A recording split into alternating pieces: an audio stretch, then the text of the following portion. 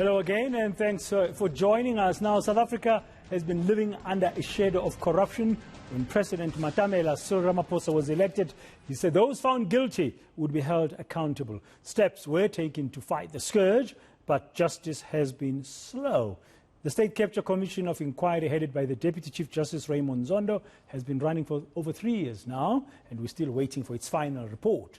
And Shamila Batoyi has been the National Director of Public Prosecution since February 2019. But in a recent opinion piece, the acting DG, Director General at the Government Communication and Information System, that's GCIS in short, Mr. Michael Currin, says it is wrong to assume that nothing is being done or to say that nothing is being done. Good afternoon, sir, and thank you very much for your time, for joining us. I've had a quick look at your article a little bit earlier. I think in broad strokes, what you say is fair and reasonable. But what would you say to those South Africans who feel it is taking too long to see the consequences of the outcomes of the steps that are being put in place by government to fight corruption?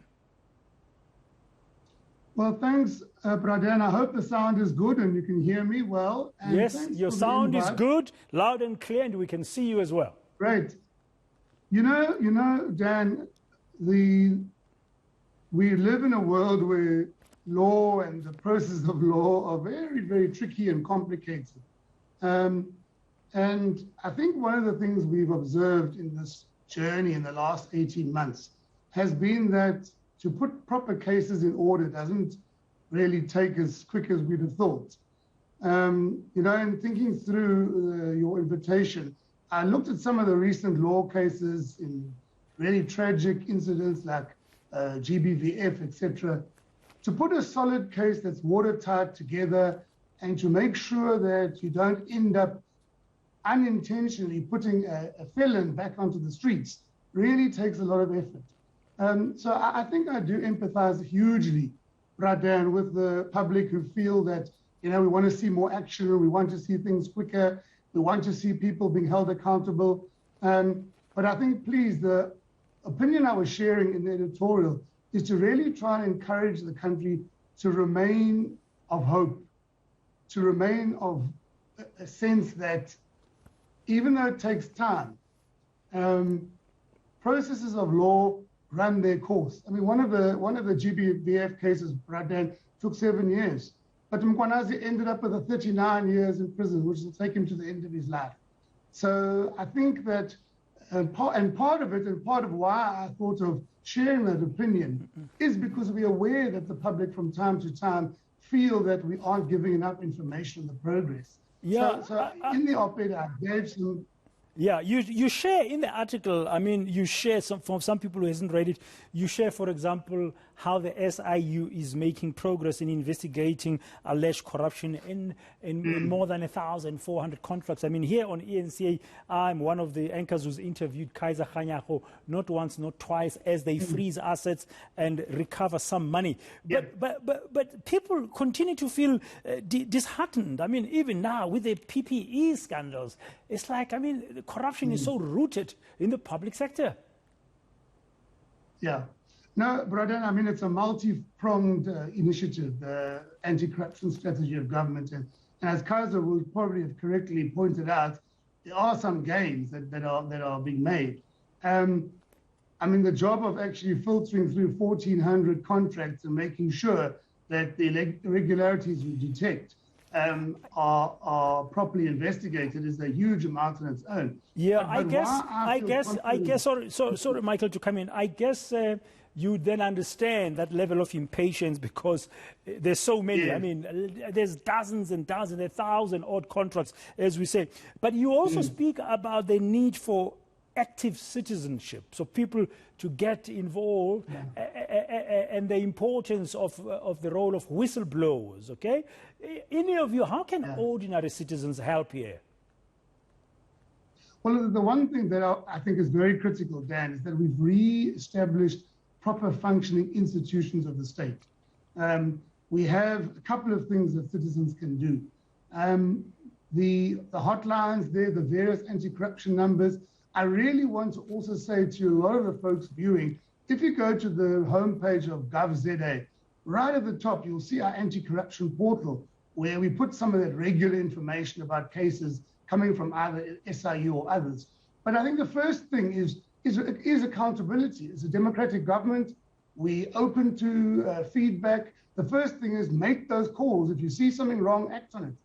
Secondly, there's a whole range of public communication events.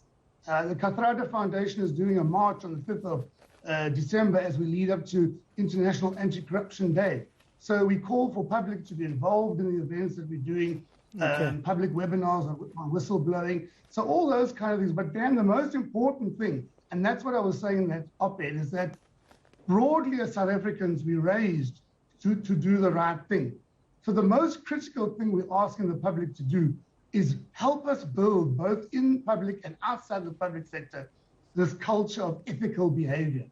Speak out about things that are wrong in the smallest way. Taking photocopy of paper at your school that doesn't belong to you. So part of rebuilding isn't just rebuilding the machinery of government.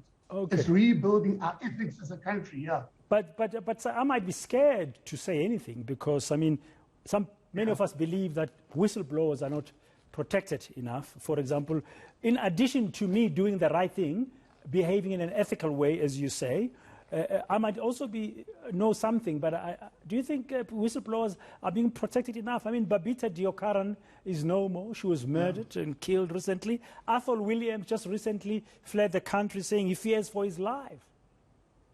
Yeah. No, but Dan, there's nothing that any decent public servant can have but pain about that incident. So I think there's a couple of things. Whistleblowing is a bit different from witness protection.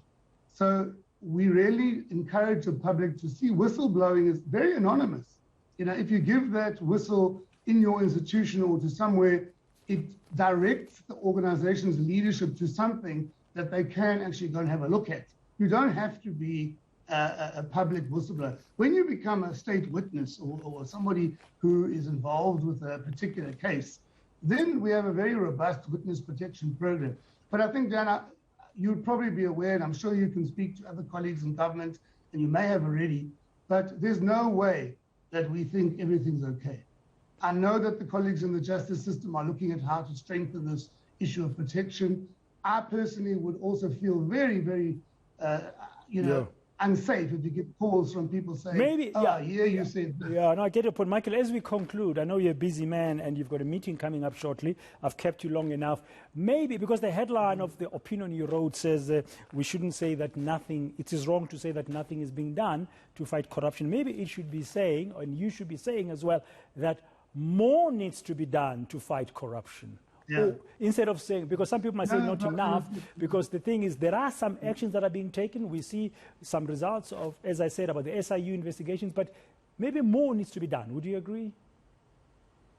Yeah, I think so, definitely. And I think the National Anti-Corruption Strategy, which probably your viewers might have heard of as Cabinet approved it, is a society-wide initiative. And I think a lot more can be done. And I do believe that South Africans at the core of it want to root out what we have unfortunately had to deal with in the last few years. Thank you very much, Mr. Michael Currin, Acting Director General of the Government Communication and Information System, or GCIS for short.